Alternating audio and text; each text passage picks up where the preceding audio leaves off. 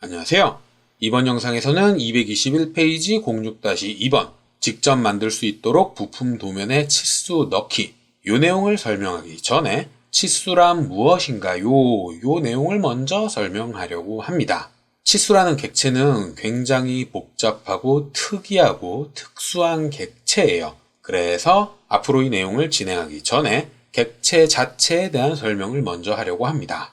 자, 치수를 작성할 때 사용하는 버튼은 홈 탭의 주석에 치수, 그리고 선형, 여기에 다 몰려 있어요. 선형이란 버튼 오른쪽에 있는 화살표를 누르면 선형, 정렬, 각도 이런 유형별 치수를 사용할 수 있는데 이 모든 기능을 다 묶어서 하나의 기능으로 만들어 놓은 게 치수라는 기능입니다. 이 단일 기능 하나로 오토캐드에서 작성할 수 있는 모든 치수를 다 작성할 수 있는 거죠. 이 DIM이라는 커맨드는 오토캐드 2016 버전, 그러니까 지금으로부터 10년 전에 나온 기능인데 아직도 활용하는 분들이 그렇게 많지는 않아요. 왜냐하면 인터페이스가 복잡하기 때문이죠.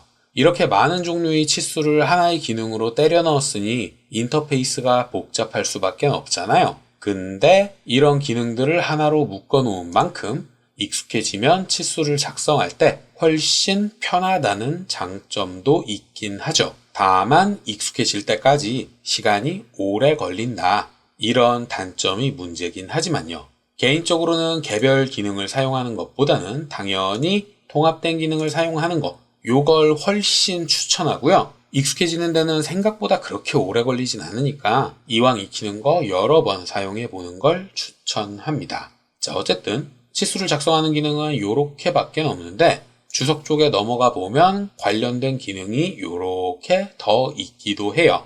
이런 기능들 중에 쓸만한 건 나중에 뒤의 챕터에서 자세히 다룰 거고요. 이번 영상에서는 치수라는 객체 자체에 대해서만 설명을 하겠습니다. 자, 가장 기본적인 치수인 선형 치수를 한번 작성해 볼게요. 이 선형 치수는 첫 번째 점 그리고 입력한 두 번째 점, 이 두 점 간의 X축 또는 Y축 간 거리, 그러니까 가로 또는 세로를 측정하는 기능입니다. 첫 번째 점, 두 번째 점, 이렇게까지 입력을 하고 마우스 커서를 움직이면 미리 보기가 표시될 거고요. 그런 다음 한 번 더 클릭을 하면 치수가 작성돼요. 근데 어떤 분들은 이게 잘 안 보인다고 생각을 하실 수도 있는데 화면 배율 때문입니다. 요렇게 긴 거리를 측정을 해버리면 마치 그냥 선으로 디귿자를 그린 것처럼 보이거든요. 하지만 확대를 해보면 끝에 화살촉도 들어가 있고 그리고 가운데를 확대해보면 문자도 요렇게 들어가 있어요. 다만 제가 측정한 두 점 간의 거리는 15,300이 넘는데 문자의 촉이 높이가 2.5라서 너무 작아서 눈에 보이지 않는 것일 뿐입니다. 화면을 확대하고 실행을 하면 문자가 보일 거예요. 이게 치수라는 게 원래 모형 공간에 작성하는 게 아니다 보니 초기에 설정되어 있는 문자의 높이가 굉장히 작거든요. 관련된 내용은 나중에 설명하기로 하고 일단 객체에 집중을 해보자면 치수라는 객체는 이렇게 생겼습니다. 그리고 이 친구를 그립을 사용해서 편집을 해보면 요 위에서는 이렇게 움직이고 옆에서는 이렇게 움직이고 문자에 있는 그립을 사용하면 이렇게 움직인다는 걸 확인할 수 있죠. 그리고 제가 특정 그립에서는 여러 가지 기능을 사용할 수 있다 그랬잖아요. 요 아래쪽에 있는 점에서는 아무런 추가 기능이 없지만 위에 있는 점, 여기에서는 추가 기능을 사용할 수 있습니다. 그리고 만약 치수가 한 개가 아니라 여러 개가 연이어 있다면 이렇게 연이어 있다면 사용할 수 있는 기능이 늘어나기도 해요. 지금은 5개인데 지우고 한 개만 있을 때 선택을 해보면 4개밖에 표시가 안 되죠. 이렇게 여러 개 있을 경우엔 사용할 수 있는 기능이 늘어나기도 합니다. 바로 신축 치수 그룹. 신축이라는 건 선택한 요거 하나의 그립에 대해서만 사용을 하는 건데 그 밑에 있는 신축 치수 그룹은 치수 그룹을 신축한다고 이해하시면 돼요. 정점을 공유하고 있는 치수들을 한 번에 신축한다. 이렇게 생각하시면 되는 거죠. 자, 이렇게 각각의 그립마다 사용할 수 있는 기능이 다 다르고 무엇보다 여러 개의 요소가 하나의 객체로 묶여 있는 게 치수입니다. 밑에 있는 그립을 사용해서 이렇게 길이를 바꾸면 문자의 위치도 바뀌고 표시되는 숫자도 바뀌게 되죠. 이렇게 서로 연동돼서 묶여 있는 게 치수라는 객체예요. 굉장히 특이한 객체죠. 자, 이 치수를 부분별로 뜯어보면 가장 먼저 제가 처음에 클릭했던 위치, 그리고 두 번째 클릭했던 위치부터 가로로 생성된 요 선까지 늘어난 세로선 두 개가 있을 텐데 이걸 치수 보조선이라고 합니다. 어디서부터 어디까지를 측정했는지 그걸 연장해서 표기하기 위한 보조선이죠. 그리고 치수 보조선도 처음 지정한 좌표에서 뻗어나온 걸 치수 보조선 1, 두 번째는 치수 보조선 2라고 하고요. 그 치수 보조선 사이에 그어진 가로선, 이걸 치수선이라고 합니다.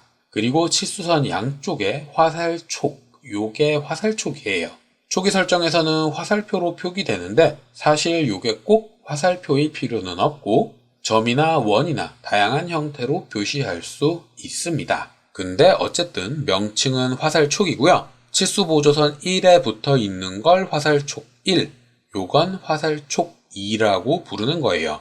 왼쪽이라서 1, 오른쪽이라서 2가 아니라 처음 클릭한 위치에 있는 게 1입니다.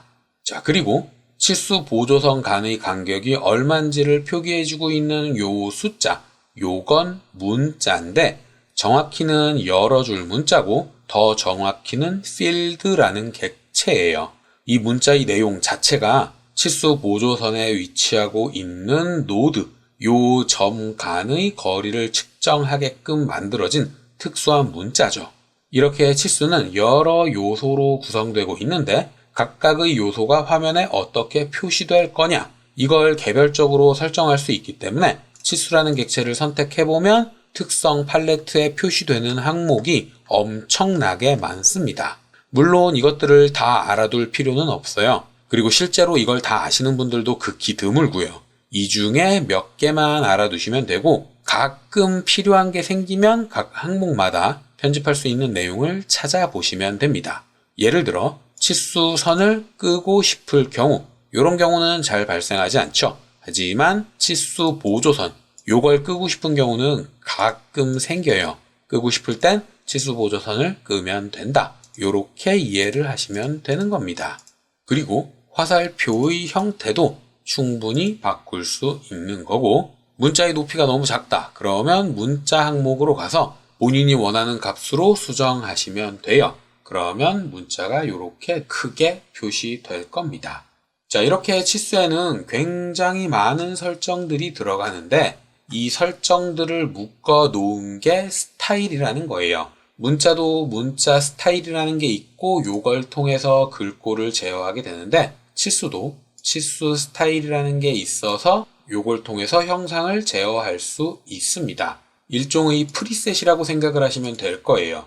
요 버튼을 클릭하면 치수 스타일 관리자가 표시되고 왼쪽에 표시되는 현재 도면에 저장되어 있는 치수 스타일 중에 요걸 편집하고 싶다 그러면 수정, 혹은 새로 만들고 싶다 그러면 새로 만들기, 요걸 클릭해서 새로 만들면 되는 거죠. 자, 치수 스타일을 수정하려고 들어가면 탭이 굉장히 많이 있고 각각의 탭마다 옵션이 굉장히 많이 있습니다. 이런 거 하나하나를 정확하게 알고 있으면 본인이 의도대로 치수를 표시하도록 만들 수가 있을 텐데 실제 현업에서는 치수 스타일을 제어할 줄 아는 사람이 극히 드물어요. 그 대신 대부분의 설계자들이 편법을 사용하죠. 그리고 그 편법 때문에 국내에 있는 도면들은 치수가 모두 엉망진창입니다. 치수 스타일이라는 훌륭한 체계가 있음에도 불구하고 그런 거 모르겠고 내 맘대로 쓸 거야. 이렇게 특성 팔레트로 하나씩 치수를 작성할 때마다 일일이 바꿔가면서 쓰고 있죠. 그래서 영상을 보고 계신 여러분들도 앞으로 요 치수랑 씨름할 일이 굉장히 많을 거예요. 아쉬운 부분이긴 하지만 국내 환경이 엉망진창이다 보니 어쩔 수 없는 부분이기도 합니다.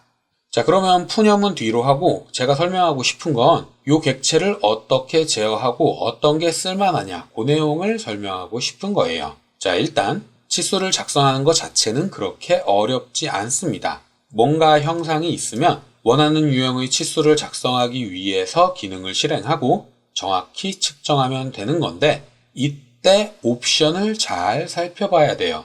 자, 일반적으로 치수를 작성할 때 첫 번째 치수 보조선의 원점을 지정하라 그러는구나. 그래서 끝점, 그리고 옆으로 옮겨서 끝점, 그리고 위로 요렇게 클릭을 3번 하는데 명령행을 잘 살펴보면 원점 지점 또는 객체 선택이라고 되어 있고 꺽쇠로 묶여 있죠. 오토캐드에서 꺽쇠로 묶여 있는 건 아무런 값도 입력하지 않고 엔터나 스페이스바를 눌렀을 때 자동으로 실행되는 값이라고 설명을 했었어요. 그러니까 dim linear 선형 치수라는 기능을 실행하고 좌표를 입력하는 대신 엔터나 스페이스바를 누르면 객체를 직접 선택해서 치수를 뽑을 수 있다는 뜻입니다. 이렇게 각각의 치수마다 치수를 작성하는 방법은 조금씩 다른데 옵션을 잘 살펴보면 본인이 원하는 유형의 치수를 생각보다 쉽게 작성하실 수 있어요. 그리고 하나의 기능으로 묶여있는 dim이라는 커맨드를 사용하면 객체 위로 마우스 커서를 가져갔을 때 명령행에 표시되는 옵션 키워드가 바뀌고 마우스 커서 근처에 표시되는 메시지도 바뀌고 미리 보기도 바뀝니다. 어떤 객체에 올라갔느냐에 따라서 실시간으로 항상 바뀌니까 유형별로 몇 번 사용을 하다 보면 금방 익숙해지기는 할 거예요. 이런 방법으로 치수를 기입하셔도 됩니다. 제가 앞에서도 여러 번 설명했다시피 오토캐드를 사용할 때는 명령행을 유심히 봐야 돼요. 제가 설명한 거랑 뭔가 다르다. 아니면 본인이 의도한 거랑 오토캐드가 작동하는 게 뭔가 다르다. 그러면 명령행을 바로 살펴봐야 됩니다. 이 명령행이라는 건 폼으로 존재하는 게 아니거든요. 가장 중요한 정보가 실시간으로 표시되는 부분이기 때문에 기능에 익숙해지기 전까지는 항상 유심히 쳐다봐야 하고 특히나 기능을 실행할 때 옵션이 항상 표시되기 때문에 유념해서 살펴봐야 되는 거예요. 명령행은 그냥 있는 게 아닙니다. 자, 그러면 치수에 대해서 알아둬야 하는 게 뭐가 있느냐? 치수 자체를 신축할 일도 가끔 생길 겁니다. 근데 수집하는 그립에 따라 작동하는 게 조금 다를 거예요. 치수 보조선의 원점 인근을 좌표로 이렇게 선택을 하면 측정 지점이 변하면서 이동되기도 하고 혹은 한쪽만 선택했다고 하면 이렇게 측정 지점을 바꿀 수 있습니다. 좌우뿐만이 아니라 위아래로도 이렇게 바꿀 수가 있고요. 그리고 치수선의 양 끝점 화살촉 근처를 수집하면 이때는 측정 지점을 선택한 게 아니므로 치수가 표시되는 위치만 위아래로 바꿀 수 있어요. 그리고 문자 근처에 표시되는 그립을 수집하면 이렇게 문자의 위치도 자유자재로 바꿀 수 있는데 이렇게 신축할 때 그립을 어디로 선택하느냐에 따라 신축되는 양상도 다르다는 거. 요 점 분명히 알고 계셔야 되고요. 그리고 치수를 선택했을 때 표시되는 특성 중에 몇 가지 알아두면 좋은 걸 콕콕 집어서 설명을 할게요. 일단 치수선의 색상과 치수 보조선의 색상은 바이 블록으로 설정해 놓는 게 좋습니다. 치수라는 객체도 일종의 블록이거든요. 그래서 바이 블록을 사용을 하고 있는 건데 요게 바이 블록으로 설정되어 있으면 일반 항목에서 색깔이 바뀔 때 전체 색깔이 같이 바뀌게 돼요. 그래서 문자도 색상이 바이 블록인 게 좋습니다. 물론 일부 회사 같은 경우엔 치수 보조선과 치수선과 화살촉은 하늘색으로, 문자는 선홍색으로 이렇게 색깔을 정해놓고 사용하는 회사도 있기는 해요. 정해진 게 있으면 그 색을 그냥 사용하면 되는 거고 정해진 게 없다면 바이 블록을 사용하길 추천합니다. 그리고 최소한 알아두면 좋은 게 화살촉의 크기. 이 화살촉이 너무 작으면 어디부터 어디까지를 측정했는지가 잘 안 보이거든요. 요 화살촉의 크기, 그리고 요걸 키울 때에 요 화살촉부터 위로 삐져나온 거리 있죠? 요게 치수 보조선 연장이라는 거리예요. ISO-25에서는 1.25로 표시되고 있는데 이 값을 여기에서 수정하는 겁니다. 이것도 스케일에 맞춰서 변동이 필요하면 편집해주면 좋거든요. 그리고 원점에서부터 떨어진 거리, 이건 치수 보조선 간격 띄우기입니다. 이것도 객체랑 너무 붙어 있으면 보기 안 좋으니까 살짝 띄워주는 게 좋고요. 문자에서는 아무래도 문자의 높이, 요게 가장 중요하겠죠. 문자를 크게 키우고 싶으면 여기에 숫자를 바꿔주시면 되고요. 그리고 문자 간격 띄우기, 요게 치수선에서부터 문자까지 얼만큼 떨어지게 만들 거냐를 지정하는 값입니다. 이것도 너무 붙어 있으면 보기 안 좋으니까 적절하게 전체적인 배율에 맞춰서 살짝 띄워주시는 게 좋아요. 그리고 무엇보다 중요한 게 측정 단위가 가장 중요합니다. 요선부터 요선까지의 거리, 이게 실제로 얼마냐 이걸 표시해주고 있는 거거든요. 근데 정말 그러면 안 되는데 어떤 분들은 이걸 임의로 바꾸는 분들도 있어요. 근데 치수의 숫자는 웬만하면 바꾸지 않는 게 좋거든요. 이게 다르다는 건 형상 자체에 오차가 있다는 뜻이라서 숫자를 바꾸는 게 아니라 형상을 편집해야죠. 근데 일이 너무 크다 보면 이 숫자만 편집하고 싶은 분들도 있을 거예요. 숫자를 편집하고 싶을 땐 문자 재지정에서 바꾸고 싶은 숫자를 입력하면 바뀌어서 표시됩니다. 그리고 문자 재지정은 이 문자를 더블 클릭해서 편집하실 수도 있어요. 제가 앞에서 문자를 여러 줄 문자라고 설명했잖아요. 때문에 더블 클릭해서 편집을 하실 수도 있고요. 문자를 편집하는 텍스트 에디트 이 기능을 사용해서 편집을 하실 수도 있기는 해요.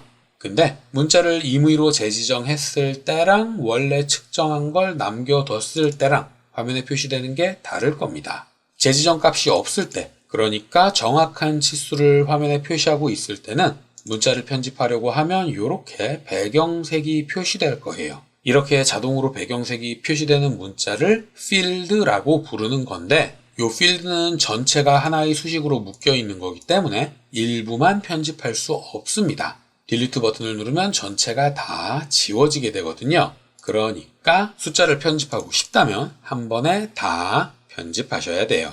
자, 근데 사용하다 보면 문자 앞이나 뒤에 뭔가를 붙이고 싶을 때가 생길 수도 있잖아요. 예를 들어 폭은 25mm다. 그러면 폭이라는 걸 앞에 입력해 줘야 되고 단위를 뒤에 입력해 줘야 되는데 이때 사용할 수 있는 방법이 두 가지 있습니다. 첫 번째, 문자 재지정을 활용하는 거죠. 문자 재지정에서 폭은 25mm다. 이렇게 입력하면 전체적으로 다 바뀌는데 만약 25가 아니라 실제 측정한 거리를 넣고 싶다. 그러면 숫자 대신에 꺽쇠를 한번 열었다 닫으시면 됩니다. 이렇게 꺽쇠를 한번 열었다 닫는 게 이 측정 단위에 있는 숫자를 의미하는 거거든요. 그래서 이렇게 입력을 하면 필드는 그대로 유지된 상태로 남기고 앞과 뒤에 문자가 추가된 형태로 남게 되는 거예요. 그리고 이렇게 지정한 문자 내용을 제거하고 싶다. 그러면 문자 재지정의 내용을 다시 싹 지우면 됩니다. 자, 이렇게 문자 재지정에서 지정하는 방법이 있고요. 그리고 두 번째 방법은 머릿말과 꼬릿말을 사용하는 거예요. 머릿말이라는 건 치수의 문자 앞에 표시될 내용, 그리고 꼬릿말이라는 건 뒤에 표시될 내용을 의미하거든요. 그러니까 머릿말엔 폭, 꼬릿말엔 밀리미터 이렇게 입력을 하면 문자 재지정을 통해서 다 입력했을 때랑 결과는 마찬가지로 똑같아진다는 거죠. 다만 뭐가 다르냐? 머릿말과 꼬릿말은 치수 스타일에 집어넣을 수 있다는 점이 다릅니다. 치수 스타일의 1차 단위 탭에 가면 머릿말과 꼬릿말을 이렇게 지정할 수 있거든요. 머릿말과 꼬릿말에 이렇게 집어넣어주면 모든 표시되는 치수의 앞과 뒤에 동일한 내용이 들어가게 되는 거죠. 다만 이때 주의해야 되는 건 각도 치수나 반지름 치수 이런 치수 유형 관계없이 무조건 들어간다는 거. 요 점은 주의해서 사용해야 합니다. 자, 그리고 사용하다 보면 정말 자주 사용하게 되는 게 있는데 바로 전체 치수 축척과 선형 치수 축척이에요. 전체 치수 축척과 선형 치수 축척 둘 다 1로 설정이 되어 있는데 전체 치수 축척을 2로 바꾸면 이렇게 치수의 외형과 관련되어 있던 설정들이 모두 2배로 설정됩니다. 그러니까 문자의 높이가 지금은 2.3으로 설정이 되어 있죠. 근데 치수 축척이 2배이기 때문에 문자의 높이는 4.6으로 표시되고 있는 거예요. 그리고 화살촉의 크기도 2.5인데 전체 치수 축척이 2이기 때문에 5의 크기로 표시되고 있는 겁니다. 화살표의 크기를 5로 바꾸고 전체 치수 축척을 1로 바꾸면 어차피 화살촉의 크기는 5로 표시되는 거죠. 그러니까 외형에 표시되는 설정들의 배율을 설정한다고 보시면 돼요. 요게 전체 치수 축척이고, 그리고 선형 치수 축척은 뭐냐? 측정하고 있는 거리의 배율을 설정하는 겁니다. 측정하고 있는 거리는 26인데 요걸 2배로 설정을 하면 52로 이렇게 표기되는 거죠. 이 설정들은 한 장의 종이에 배율이 다른 2개의 도면을 한 번에 집어 넣을 때, 그런 경우 꽤나 작거든요. 그럴 때 사용하면 편한 옵션입니다. 이외에도 표기되고 있는 치수의 정밀도를 바꾼다거나, 아마 이 정도가 자주 사용되는 특성들일 거예요. 물론 이거 외에도 특성들이 굉장히 많긴 하지만 이 정도만 익혀놔도 사용하는 데는 큰 지장은 없을 겁니다. 자, 그러면 영상을 마치기 전에 치수는 절대 분해하지 마세요. 어떤 도면들은 치수를 다 갈기갈기 분해시켜 놓은 것들이 있는데, 치수는 분해하면 다시 하나의 치수로 만들 수가 없습니다. 폴리선을 분해하면 폭이라는 정보가 사라지잖아요. 그리고 블록을 분해하면 각각의 세그먼트로 쪼개지는데 그것들을 다시 블록으로 만들긴 굉장히 어렵단 말이에요. 마찬가지로 치수도 한번 분해하면 정보는 다 소실돼서 각각의 객체로 나뉘게 되고, 그래서 다시 하나의 치수로 만들 수가 없습니다. 치수를 분해하면 여기서부터 여기까지를 측정하고 있다라는 정보가 제거되기 때문에 문자가 자동으로 바뀌지 않아요. 물론 눈에 보이는 형상 자체는 신축 같은 걸 사용해서 얼추 비슷하게 만들 수 있겠죠. 하지만 이렇게 편집을 할 때마다 문자의 내용을 일일이 편집해 줘야 되기 때문에 치수는 가급적 분해하지 않는 게 좋습니다. 이렇게 분해된 치수는 하나씩 편집하는 것보다 새로 집어넣는 게 빠를 정도로 편집하는 것 자체가 굉장히 어렵거든요. 치수는 절대 분해하지 마세요. 그리고 가급적 치수를 넣을 때에는 객체 스냅 중에 노드를 끄시는 게 좋습니다. 이 노드가 켜져 있으면 치수를 넣을 때 실수하는 부분이 반드시 생기게 되거든요. 자, 사각형을 하나 그리고 똑같은 사각형을 옆에 하나 복사하겠습니다. 그런 다음 치수를 작성하는데 맨 먼저 위에 끝점부터 끝점까지, 물론 객체를 직접 선택해서 치수를 작성하면 실수할 일이 없긴 하지만 언제나 이렇게 치수를 넣을 수 있는 건 아니란 말이에요. 예를 들어 이 사각형 사이의 간격을 측정하고 싶다면 반드시 끝점이라는 객체 스냅을 잡아야 돼요. 이럴 경우에 반드시 문제가 생깁니다. 자, 위에 치수를 이렇게 작성을 했어요. 그런 다음 왼쪽에 있는 치수는 이렇게 작성을 하겠습니다.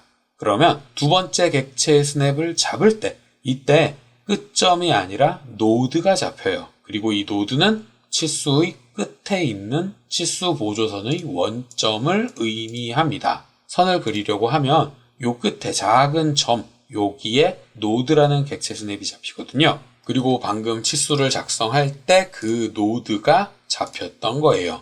이렇게 노드를 기준으로 치수를 작성하면 작동하는 게 다릅니다. 그래서 치수를 작성할 때, 그리고 개인적으로는 평소에도 이 노드를 빼고 사용하는 걸 추천해요. 자, 치수를 요번에 작성을 할 때엔 노드가 꺼져 있으니까 객체 스냅의 끝점이 잡히죠? 이렇게 작성을 하면 눈에 보일 때는 큰 차이가 없습니다. 지금 당장은 큰 차이가 없죠. 근데 객체를 이렇게 이동시키고 나면 차이가 발생해요. 제가 앞에서도 살짝 언급을 했듯이 치수라는 건 객체에 자동으로 연관됩니다.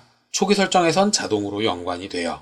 그래서 객체를 편집할 때 연관이 유지되도록 편집을 하면 그거에 따라서 치수가 자동으로 이렇게 편집되는 겁니다. 근데 요 세로로 작성된 요 치수에서 두 번째 요 치수 보조선의 원점을 클릭할 때 제가 객체 스냅으로 요 사각형의 끝점이 아니라 먼저 작성한 치수의 노드를 클릭했잖아요. 그렇기 때문에 이 부분의 좌표가 객체의 끝점에 연관된 게 아니라 특정 좌표로 고정된 겁니다. 그래서 편집을 하면 요 세 개의 지점은 객체에 정확하게 연관되었기 때문에 편집하면 치수가 따라서 움직이지만 이 친구는 특정 좌표에 고정됐기 때문에 움직이지 않는 거예요. 그리고 이걸 어떻게 확인을 하느냐? 상태 표시 막대에서 주석 감시 요걸 켜면 노란색 느낌표로 표시됩니다. 노란색 느낌표가 표시되지 않는 치수들은 객체에 완전하게 잘 구속된 치수들이고, 치수 보조선의 원점 중에 객체와 연관되지 않은 게 있을 경우 노란색 느낌표가 표시되는 거거든요. 정말 정확하게 치수를 잘 작성했다면 도면을 편집할 때 형상만 편집하면 되지 치수까지 편집할 필요는 없어요. 그래서 가급적 객체 스냅의 노드를 끄고 작성하길 추천하는 겁니다. 물론 사용 중인 도면이 엉망이라 연관이 다 깨졌다. 그러면 그 이후부터는 개개인의 선택이긴 하겠지만요. 자, 여기까지가 제가 설명하고 싶었던 치수라는 객체에 대한 개략적인 설명이었습니다. 다음 영상부터는 122페이지부터 시작되는 직접 해보세요를 통해서 유형별 치수를 차근차근 하나씩 넣어 볼 거예요. 자, 여기까지가 제가 이번 영상에서 설명할 내용이었고요. 혹시라도 궁금한 게 있다거나 이해되지 않는 게 있는 분들은 댓글이나 메일을 남겨주시면 최대한 빨리 확인을 하고 답을 드리도록 하겠습니다.